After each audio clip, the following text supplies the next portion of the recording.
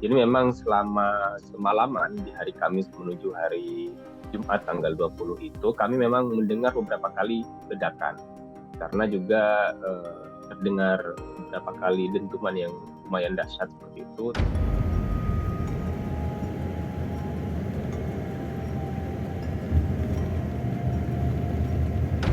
Respon keluarga tentunya khawatir ya. Jadi memang jadi salah satu pertimbangan terbesar saya pribadi untuk memilih evakuasi ke Indonesia.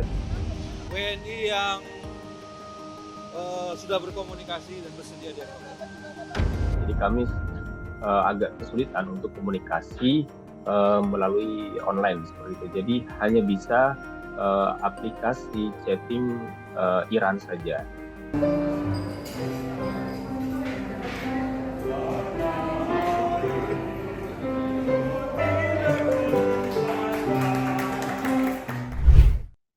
Sahabat Kompas TV, kembali lagi di Zoomcast bersama saya Iqbal Maulana, dan kali ini saya sudah bersama dengan Agil Laksamana Putra selaku warga negara Indonesia yang berada di Iran. Dan Mas Agil ini mengikuti proses evakuasi gelombang pertama, bisa dikatakan begitu, bersama sekitar 97 orang dari 300-an orang yang ada di WNI. Mungkin Mas Agil eh, bisa bercerita, Mas Agil ini eh, WNI yang setengah melakukan studi atau tengah bekerja, mungkin bisa diceritakan, Mas Agil? Oke, bismillahirrahmanirrahim. Assalamualaikum warahmatullahi wabarakatuh. Selamat petang waktu Baku, Azerbaijan. Perkenalkan saya Agil Laksamana Putra. Saya mahasiswa pasca sarjana di Universitas Alul Bait International University. Saat ini sedang menempuh pendidikan Religion and Mysticism eh, di Universitas Alul Bait University. Oke, Mas Agil, berarti Ahlul Bait itu kan berada di Qom. Lalu Anda evakuasinya mengikuti proses evakuasi itu atas dasar informasi dari KBRI yang ada di Tehran atau kehendak Anda bersedia mengikuti proses evakuasi tersebut? Oke, kampus Alul Bait University itu sebenarnya pusatnya ada di Teheran, Mas Iqbal. Oke, Tapi kebetulan jurusan agama semuanya disatukan di Kota Qum. Jadi eh, ya kami yang tinggal di Kota Qum juga mendapat informasi dari KBRI Teheran untuk apa namanya persiapan evakuasi. Jadi memang atas dasar kehendak pribadi dan melalui beberapa kali konsultasi dengan keluarga dan dengan dosen-dosen di kampus saya. baik, baik. Bisa Anda ceritakan proses evakuasinya itu mulai kapan ya? Oke, jadi eh, tanggal 17 hari Selasa kalau tidak salah itu kami mendapat kabar bahwasannya kondisi siaga dinaikkan menjadi siaga satu dari Kemenlu dan juga KBRI Tehran. Nah, pas setelah itu kami juga mendapat kabar bahwasannya tanggal 20 hari Jumat itu kami harus segera evakuasi. Jadi memang ini kan apa namanya pilihan ya. Jadi untuk warga negara Indonesia yang di Iran yang bersedia untuk melakukan evakuasi saat ini itu bisa diperbolehkan untuk mengisi apa namanya ketersediaan. Adapun yang tidak bersedia juga memang diperbolehkan untuk tetap tinggal di apa namanya di Iran. Nah, jadi mulai proses kami bergerak dari KUM itu hari Kamis. Jadi hari Oke. Kamis sore, Kamis sore itu kami bergerak ke Tehran. Jadi sekitar 2 jam perjalanan dari Qom ke kota Tehran. Dan semalaman, jadi Kamis malam itu kami bermalam di safe house di KBRI Tehran. Seperti itu Mas Iqbal. Jadi baru di tanggal 20 pagi sekitar jam 7 waktu Tehran kami bergerak dari Tehran menuju ke perbatasan Azerbaijan Iran dan apa namanya pagi dini hari tadi hari Sabtu kami sampai di Azerbaijan, di Baku saat ini. Oke, dini hari Sabtu sampai di Azerbaijan. Eh, Perjalanan dari Teheran ini melalui jalur darat atau jalur udara? Ya, karena jalur udara ditutup total, jadi di seluruh Iran jalur udara ditutup total. Jadi KBRI Teheran bersama Kemenlu itu memutuskan untuk melakukan proses evakuasi melalui jalur darat. Baik. Eh, ada berapa kendaraan atau bagaimana Anda bisa menggambarkan proses evakuasi tersebut? Menggunakan bus kah, menggunakan truk kah, lalu prosesnya sampai Azerbaijan berapa lama? Itu boleh bisa Anda ceritakan, Mas Agil?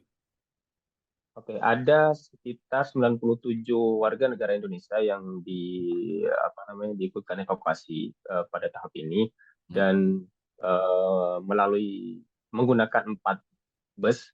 Jadi mulai dari Tehran hingga perbatasan Azerbaijan itu menggunakan 4 bus. Jadi selama proses perjalanan, alhamdulillah tidak ada kendala dan tidak ada serangan karena memang KBRI Tehran dan Kemenlu udah mengkaji secara detail sebelumnya Hmm. waktu terbaik untuk melakukan evakuasi itu kapan. Jadi Baik.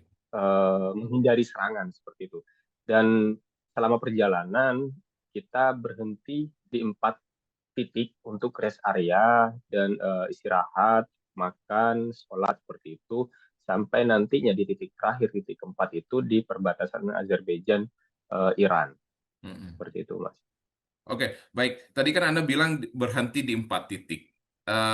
Di 4 titik itu apa yang Anda lakukan? Apakah hanya sekedar istirahat biasa, makan, atau memang menunggu? Tadi Anda katakan bahwa ada waktu terbaik untuk melakukan perjalanan karena untuk menghindari serangan. Itu bisa Anda ceritakan? Maksudnya berhenti di 4 titik itu apa? Ya, tentunya berhenti di 4 titik ini bukan berarti menghindari serangan ya, Oke, tapi memang waktu untuk istirahat. baik. Jadi istirahat untuk makan, sholat, dan mungkin ke kamar mandi seperti itu. Jadi 4 titik ini untuk dilakukan untuk istirahat seperti itu, Mas.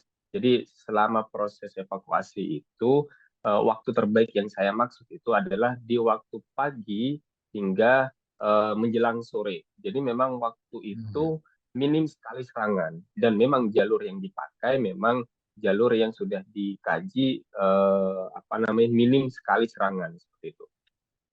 Oke, baik. Apakah Anda mendapatkan informasi sampai kapan proses evakuasi ini berlangsung? Tentu dari 97 ini masih ada WNI yang berada di Iran ya. Ya, untuk informasi lebih lanjutnya kami masih belum dapat informasi ya. Mungkin nanti bisa diinformasikan secara resmi oleh Kemenlu atau KBRI Tehran seperti itu. Baik. Eh, Mungkin Anda bisa ceritakan, Mas Agil, sebelum Anda mengikuti proses evakuasi ke Azerbaijan, bagaimana situasi di Iran selama eskalasi peningkat antara Israel dan Iran? Oke, sejak serangan pertama kali ya dari Israel ke Iran itu, saya berada di kota Qum. Jadi sampai menuju nantinya waktu evakuasi. Jadi selama waktu itu memang di kota Qum sendiri yang saya tinggali dengan teman-teman dan hampir rata-rata memang WNI terbanyak itu ada di kota Qum, Mas Baik. Iqbal. Eh, Kondisi selama eskalasi itu memang tidak berdampak secara signifikan di kota Qum. Bahkan memang tidak ada serangan apapun di kota Qum sampai datang waktu evakuasi. Jadi kami memang tidak mendengar eh, ledakan dahsyat atau serangan dahsyat seperti itu. Memang beberapa kali, mungkin sekitar 2 hari menjelang evakuasi, itu kami mendengar beberapa ledakan, tapi belum dikonfirmasi ledakan apa. Apakah memang akibat dari serangan atau memang ledakan biasa? Kami juga masih belum tahu informasinya. Jadi kondisinya memang cenderung signifikan baik dan normal. Masyarakat setempat pun juga melakukan aktivitas secara normal, tidak ada perubahan signifikan mulai dari aktivitas perkantoran, pendidikan, jual beli, transportasi semuanya berjalan dengan normal sampai apa namanya hari ini bahkan yang saya terima informasinya dari teman-teman di KUM. Jadi memang tidak ada perubahan signifikan. Kecuali di kota-kota besar seperti Tehran, ibu kotanya, itu memang sampai hari ini pun yang saya terima informasinya memang masih banyak terdengar ledakan dan memang banyak serangan gitu. Namun itu tidak berpengaruh signifikan juga terhadap aktivitas masyarakat setempat. Eh, Hanya saja ada pembatasan seperti itu. Jadi misalkan seperti pendidikan, sementara di kota Teheran itu diliburkan atau dialihkan ke online. Namun Hmm, di kota Qom sendiri sampai saat ini memang pendidikan itu masih terus berjalan. Itu Mas Iqbal. baik. Baik. Tadi Anda bilang bahwa di Teheran ada ya terdengar ledakan, lalu memang sasarannya di Teheran. Nah, apakah Anda pernah mengunjungi Teheran saat konflik ini pecah pada tanggal 13 Juni sampai saatnya Anda dievakuasi, Mas Agil? Ya, kebetulan saya mengunjungi Tehran pada saat eskalasi ini pecah itu di hari Kamis.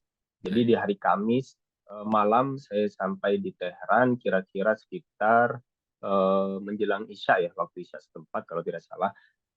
Itu kami bermalam sampai pagi menunggu waktu evakuasi pagi harinya. Jadi memang selama semalaman di hari Kamis menuju hari Jumat tanggal 20 itu kami memang mendengar beberapa kali ledakan karena juga terdengar beberapa kali dentuman yang lumayan dahsyat seperti itu, tapi memang tidak ada apa namanya yang terdampak di sekitar kami. Kami juga belum mengetahui apakah itu dentuman menyerang ke Hmm. apa namanya fasilitas-fasilitas apa. Hmm. Lalu bagaimana respon masyarakat Iran ketika mengetahui bahwa terjadi konflik antara Israel dan Iran?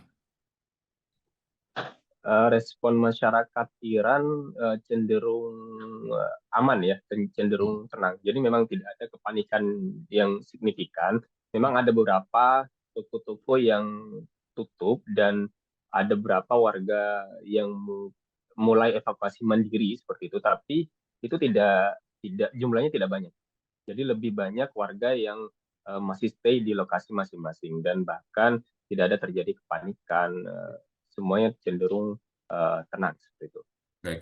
Eh, ada kabar beberapa hari yang lalu bahwa terjadi kemacetan di Tehran karena adanya masyarakat yang mengevakuasi diri dari kota tersebut. Itu kabarnya bagaimana, Mas Akil?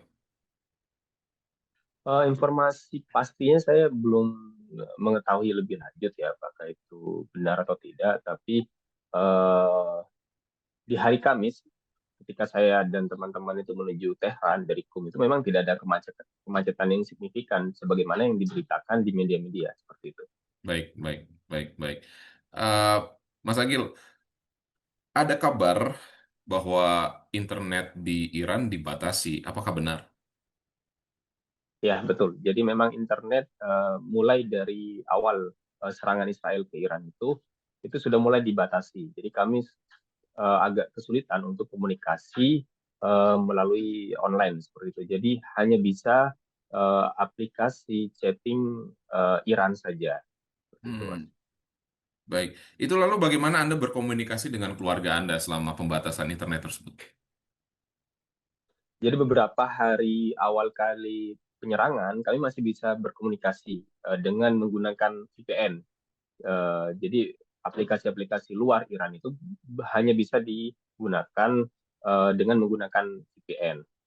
Namun mungkin sekitar 3 hari menjelang evakuasi itu memang udah tutup total. Jadi memang dibatasi total. Kami tidak bisa berkomunikasi dengan keluarga di rumah seperti itu, Mas. Baik. Bagaimana respon keluarga ketika mengetahui bahwa konflik Iran-Israel pecah dan Anda masih berada di Iran, Mas Agil? Respon keluarga tentunya khawatir ya. Jadi memang apa namanya jadi salah satu pertimbangan terbesar saya pribadi untuk memilih evakuasi ke Indonesia. Jadi memang di keluarga di rumah dan teman-teman semuanya memang khawatir dengan kondisi teman-teman yang ada di Iran karena memang komunikasi terputus, jadi tidak ada kabar lanjutan. Jadi memang apa namanya kesulitan dan terjadi kekhawatiran seperti itu, Mas. Oke, apakah Anda sudah dijadwalkan tiba di Indonesia kapan, Mas Agil, dari proses evakuasi ini? Sampai saat ini kami masih menunggu informasi lebih lanjut dari pihak KBRI Baku dan Kemlu ya. Jadi memang belum ada informasi lebih lanjut kapan kami akan melakukan proses penerbangan ke Indonesia dan tiba di Indonesia. Oke, Mas Agil, pertanyaan terakhir kepada Anda, mungkin ini juga mewakili publik yang ada di Indonesia. Eh, Bagaimana reaksi WNI secara keseluruhan ketika konflik antara Iran dan Israel pecah? Mungkin Anda berkomunikasi dengan WNI yang lain, lalu bagaimana nih langkah-langkah kira-kira saat itu gitu untuk menentukan harus apa nih gitu? Oke, kondisi WNI, jadi respon WNI ketika eskalasi ini pecah, memang di awal-awal eskalasi itu memang cenderung normal ya, dan tidak ada kepanikan. Sampai terutama di kota-kota yang cenderung aman seperti di Qom. Akan tetapi di Tehran sendiri kita tahu bahwa serangan lebih masif dan apa namanya dampaknya juga lebih besar daripada kota-kota lain. Jadi memang cenderung kondisi WNI yang ada di Tehran itu memang lebih khawatir seperti itu. Jadi makanya selalu kami komunikasi via grup chat atau telepon nomor Iran seperti itu untuk apa namanya menentukan langkah-langkah selanjutnya. Jadi memang kalau dibilang khawatir, khawatir kondisi WNI.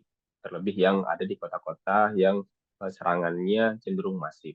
Seperti itu, Mas Iqbal. Baik, Mas Agil, saya doakan semoga proses evakuasi warga negara Indonesia yang berada di Iran, dan terutama Anda, berjalan lancar dan semoga tidak ada kendala apapun. Terima kasih, Mas Agil. Salam sehat dari kami di Indonesia untuk saudara kami yang berada di Iran. Terima kasih sekali lagi. Sampai jumpa. Oke, terima kasih kembali, Mas Iqbal. Sampai jumpa.